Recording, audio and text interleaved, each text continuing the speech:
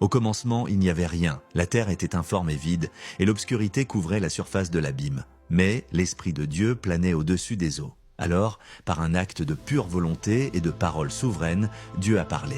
Il n'a pas utilisé d'outils, il n'a pas lutté. Il a simplement dit que la lumière soit, et la lumière fut. C'est le premier jour. Dieu sépare la lumière de l'obscurité, appelant l'une jour et l'autre nuit, la structure du monde et l'émergence de la vie. Jour 2, par sa parole infaillible, Dieu a mis de l'ordre dans le chaos. Il a séparé les eaux d'en haut des eaux d'en bas, créant la voûte céleste. Jour 3, il a rassemblé les eaux sous le ciel pour que le sec apparaisse, formant ainsi la terre et les mers. Et immédiatement, la vie végétale a jailli du sol. L'herbe, les arbres, chaque plante portant sa semence selon son espèce. Jour 4, il a placé les luminaires dans le ciel, le soleil, la lune et les étoiles, pour marquer les saisons, les jours et les années. Jour 5, il a rempli les eaux de créatures marines et le ciel d'oiseaux, et il les a bénis en leur disant d'être féconds et de multiplier.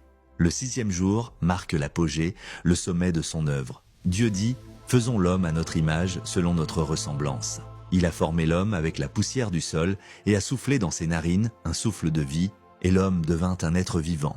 Il a conféré à l'humanité la responsabilité de dominer et de prendre soin de toute sa création. Ensuite, voyant que l'homme ne devait pas être seul, il a créé la femme tirée de l'homme pour être son aide et son égale. Ainsi, Dieu a institué le lien sacré du mariage et de la relation.